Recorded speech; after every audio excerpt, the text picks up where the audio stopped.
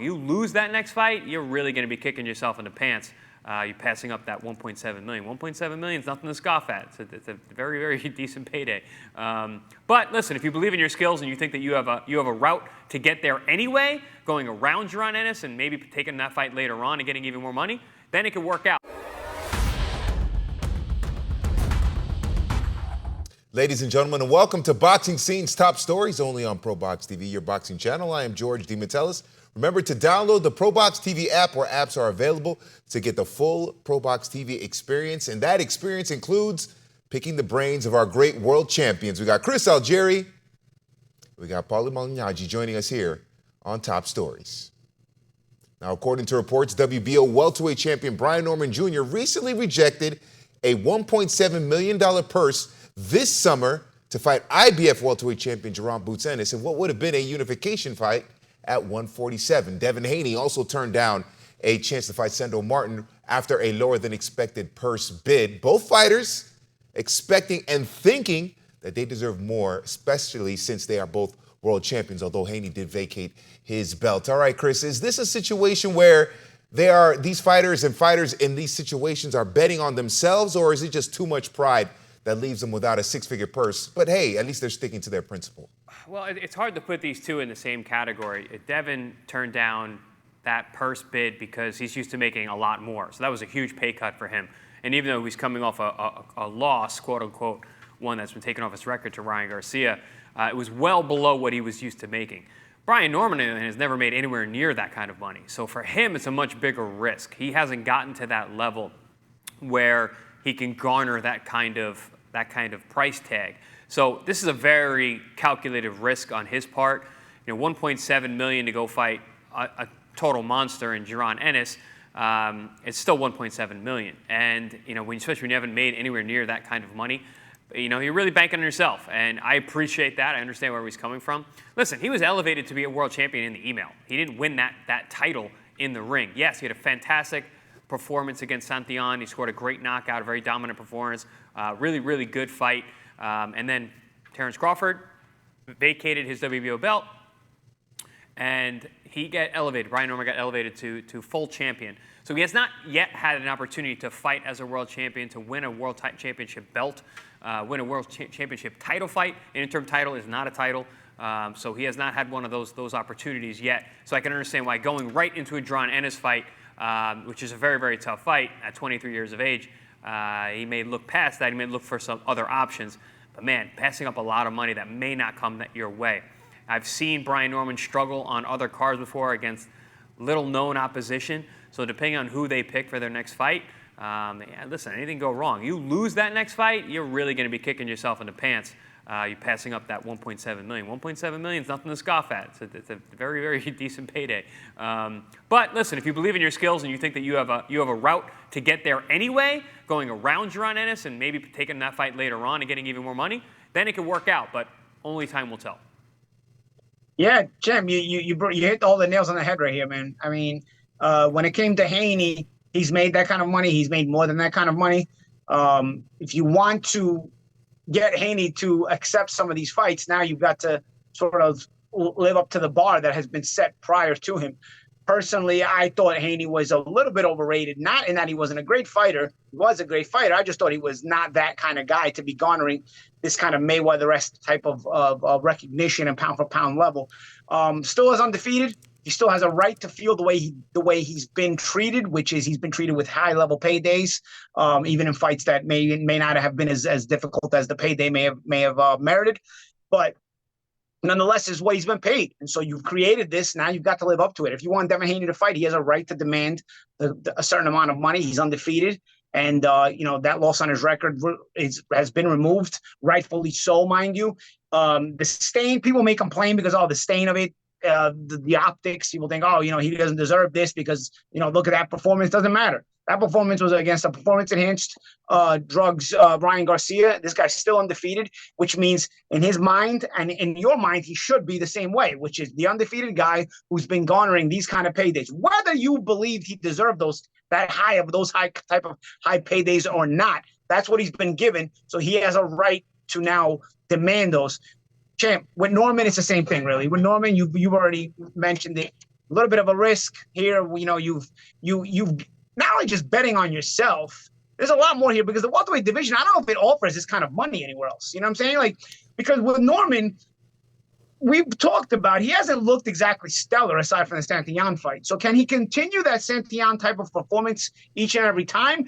If that's the Norman we're going to come to see now, then okay, maybe he's going to build himself up to those kind of paydays and more later on, even in a draw and Ennis fight that may be offered later on. But if it's the Brian Norman that we've seen prior to Santillán, which was, you know, sort of a lot of question marks in the air, this is a big risk here because you can get knocked off against a lesser fighter or not look great beating lesser fighters, and all of a sudden your stock is not going to be there. The advantage you have with fighting a guy like Boots Ennis when you're going to go in as the underdog and maybe not that well known despite your world title is that if you perform in any way well, when people are not expecting it from you, you still elevate your status even if you take the L, and you still get to keep that 1.7 million. They still give you the 1.7 million that you fight for.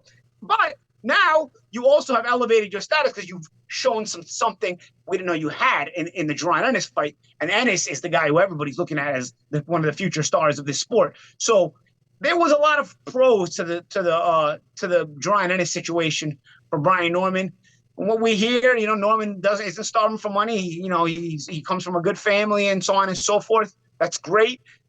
Career-wise, we'll see if this is the choice that was one that was smart or not. This is really betting on yourself in everything that it's worth. I mean, you're either going to fall on your face here or you're going to look like a genius. Yeah, Paulie, I wanted to kind of piggyback on something you said there because I was just thinking, is it a little short-sighted there that Norman doesn't settle for the 1.7 to fight Ennis? Because if he beats Ennis or, as you said, does well, he could be making 10, 15 million down the line off of that performance. And G, not just that. You can fight Ennis in a fight where he is actually the winner, but you win you lose in a controversial fashion. You give him hell in the fight. All of a sudden, dude, there might even be a rematch where you're getting a lot more money for the rematch instantly. So you take the 1.7 and you possibly get the rematch right away. You know, there's a lot of directions that fight can go. Yeah, Chris, what do you make of that thought process that maybe it's a little short-sighted for Norman or even Deon Haney to pass up this money there because there could be more money long-term? Well, Paul, like you said, when you said certain status, for everybody listening at home, we say status, we mean this. We mean green. So when you get to a certain level, so if he say he does fight Deon Ennis, yeah, okay, he loses, but he performs at that level. He's now reached that status. He's reached that money point. Yeah, is he going to make 1.7 coming off a loss? No, but he's still going to be in the range. You know, he takes a bad loss, or he loses to this next guy that we don't know about, or he loses to any random guy we don't know about. He's not touching 1.7. He's not touching M's anymore.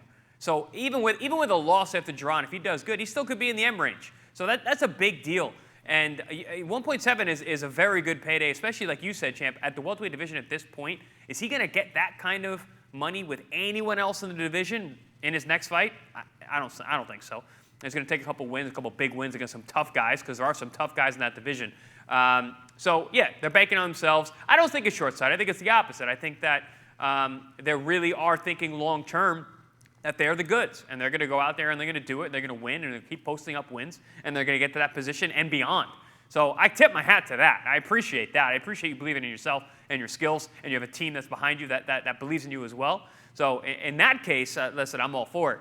But we'll see on the tail end of how things work out, because we'll never know until it happens. And I got one more thought on this too, man. I mean, not to get political, but there is a presidential election coming soon, and depending on who wins, taxes might get raised again next year. Yeah, so you might have wanted to take that 1.7 this year, where the tax rate ain't as high yet. That would have been personally me. That would have also been on my mind. But that's also so that fight's going to be in Philly. That fight's going to be in Philly, right? So 1.7 in Philly. Taxes in Philly aren't. I mean, Pennsylvania taxes aren't great. Yeah. So depending on where these fights end up. Well, that would have been even now 1.7, right? Yeah. They would the fight would have been in Philly. But if you would have, say you get that fight next year, who knows, man? The tax rate might be in a different place for you, man. We'll see. We'll see where it goes from there.